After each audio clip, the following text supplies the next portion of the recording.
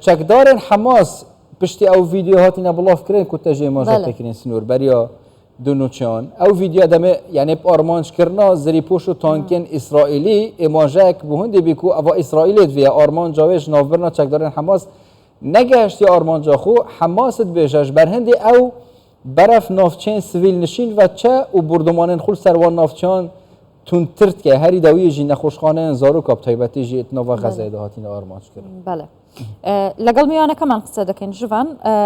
لە بەغداوە میوانمان هەیە بەڕێز داود الحەلفی شارەزا و چاودێری سیاسی عراقی دیارە گفتوگۆ دەکەین لەبارەوەی کە زۆر بەتوندی تورکیا هەڵوێستی خۆی ڕاگەیاندووە بەرامبەر بە ئیسرائیل و بڕیاریدا کە باڵۆزی خۆی لە ئیسرائیل بانگەشت کردوتەوە گفتوگۆی زیاتر دەکەین بەڕێز داود الحەلفی ئەم کاتت باش بەخێر بێ بۆ کوردستان 24 دوای بانگەشتکردنەوەی باڵۆزی تورکیا و پێشتریش ئیسرائیل دیبلۆماتکارەکانی خۆی لە ئەنقەرە بانگەشت کردبەوە پێتان وایە پەیوەندیە دیبلۆماسیەکانی نێوانە و دوو وڵاتە چی بەسەر دێت؟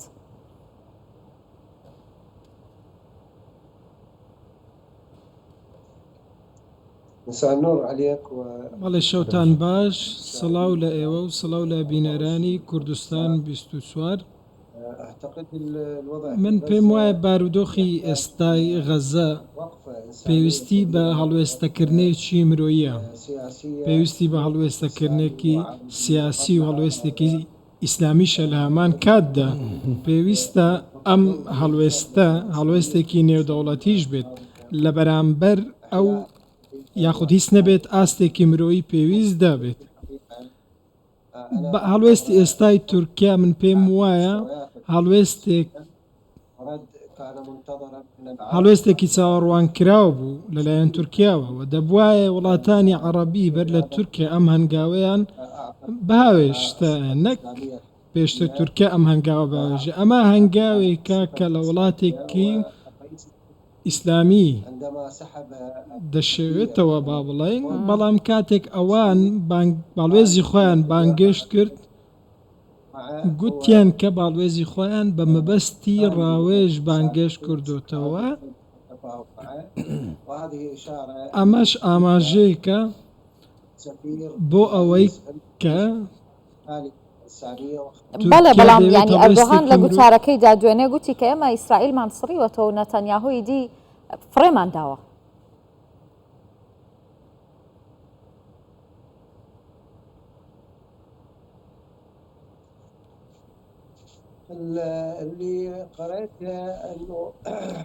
ئەوەی من پێم گەیشتووە سەبارەت بەم شتە ئەوەیە کە ئیسرائیل خەریکی سڕینەوەی غەزەیەوە پێویست بە هەڵوێستێکی نێودەوڵەتیە تەنانەت هەڵوێستێکی جەماوەریش بێ زۆرێک لە وڵاتەکان هاوسۆزیان لەگەڵ فەڵەستین نواندووە ستایشی پاڵەوانێتەکانی غەزەیان کرد بە هیچ شێوەیەکیش تیرۆریستی نییە وەکو ناتانیاهۆ باسی دەکات ئەمە دوورە لە ڕاستیەوە ئەگەر ئێمە لاپەڕەکانی مێژوو هەڵبدەینەوە دەبینین کە کێ کردەوە تیرۆریستەکانی ئەنجامداوە دەبینین کە ئەم شتانەی کردووە بۆیە سڕینەوەی ئیسرائیل لە یادگە لە بوونی ئەمە شتێکە بەڕاستی پێویستە لەبیر بکرێەوە لە واقعدا جێگەی نابێتەوە چونکە فەڵەستین یاخود ئاستی نێودەوڵەتی داوایان کردووە کە چارەسەری دوو وڵات جێبەجێ بکرێەوە ئێستا شاریکاری مرۆیی بە غەزە بگەیەندرێ بە گوێرەی یاسای نێودەوڵەتی بەڵام ئیسرائیل پێچەوانەی ئەم شتەی کردووە و هەستاوە بە شکست پێهێنانی هەوڵە دیبلۆماسیەکان و بێڕێزی بەرامبەر بە یاسا نێودەوڵەتیەکان کردووە بۆیە ئەوەی ئیسرائیل دەیکات پێشێلکردنی هەڵوێستە نێودەوڵەتیەکان و جیهانیەکانە بە شێوەیە کە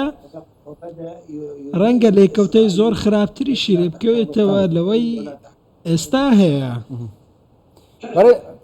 بەڕێز داوت وەکیتە ئیماژە پێکردی تورکی حتا گەربەری وڵاتên عەرەبین ئیسلامیژی کەفت بێت هەڵوێستەکە بێت هەکە ئەر هەڵوێستên هەمیاژی هەبن هەڵوێستên شەرمنانەنە داخویانینە و ئاخفتنە تایبەتیژی کەفنەت ناوشەڕیدا نە هەڵوێستên جددیên توندن بەرامبەری ئیسرائیل ئەو پێشەکاریên تایبەتیژی تێنەکردن و کوشتنە مرۆڤ یعنی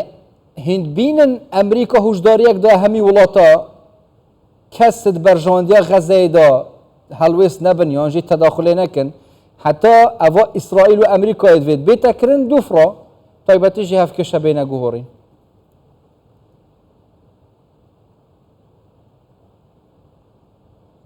هو الحرب النفسية موجودة شەڕێکی دەرونی لە ئارادایە زۆرێک لە چاواشەکاری لەسەر ئاستی جیانی لە ئارادە وڵاتانی عەرەبی سەرکردەکانیان ئەو متمانەیان بەخۆیان نییە کە بتوانن وەکو دەوڵەتێک هەڵوێستی خۆیان هەبێت یاخود سەبارەت بە ڕسینەوەکەش هەمان شتە ئەمە لە مێژووشەوە سەلمێنراوە کە چۆنەکە یاخود سەرکردەی عەرەبی لە مێژوودا هەرگیز نەیتوانیوە هەڵوێستێکی وای هەبێ وەکو ئەو هەڵوێستەی ئێستا هیچ نەبێ تورکیا هەیبووە هەر هیچ نەبێ ئەمە هەڵوێستێکی مرۆیی و ئیسلامیە وڵاتانی عەرەبی ئەم هەڵوێستەیان نەبووە بینیمان کە چۆن وەزیری بەرگریە بەڕێز داود کە مەسەن ئەکەر ئەم هەف بەریەکێت نێڤبەرە شەڕی رووسی و ئوکرۆنیەدا بکەین بەرامبەری شەڕی ئیسرائیل و حەماس خون وڵاتên ئەوروپایە ئەمریکاوە هەردوو ملات چەک دانا ئوکرۆنیایە خو هەر شەڕە هەر خەڵکێ تێتە کوشتن بەس چ شێوەیەکی ڕێک نەهاتینە دانان یعنی ڕێک نەهاتیە دانان چه ئالیکاریەک بگاتە دەستی فلەستینیان جارێ حەماسیان بهێنین ژ ئالیە چەکاوە بۆچی یعنی ئەمریکا دوێت جارێ ئەڤ ئیسرائیل دوێت بێتە ئەنجام دۆش بەر هەندێ ناهێلت کەس تەداخلێ بکرد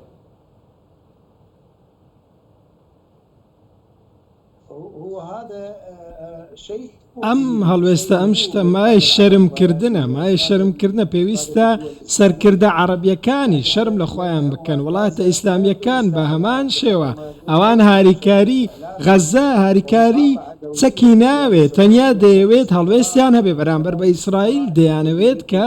باڵوێزەکانیان بکشێنەوە لە وڵاتەوە باڵوێزی ئیسرائیلیش لە وڵاتانی خۆیان دەربکەن بە تایبەتی ئەو وڵاتانەی کە پەیوەندەکانیان لەگەڵ ئیسرائیل ئاسایی کردوتەوە ئەمە کەمترین شتە بۆ غەزەی باشانی پرسیارەکەی ئەمە ژەوەیە بەڕێزەر حەلفی بۆچی هەتا ئێستا ینی تەنیا لە چوارچەوەی ئیدانەکردن و پشتیوانیکردن و هاوسۆزی دەربڕین بۆ غەزە وڵاتانی عەرەبی هەڵوێستیان هەیە بۆچی بە شێوەیەکی کردداری هەڵوێستێکیان نییە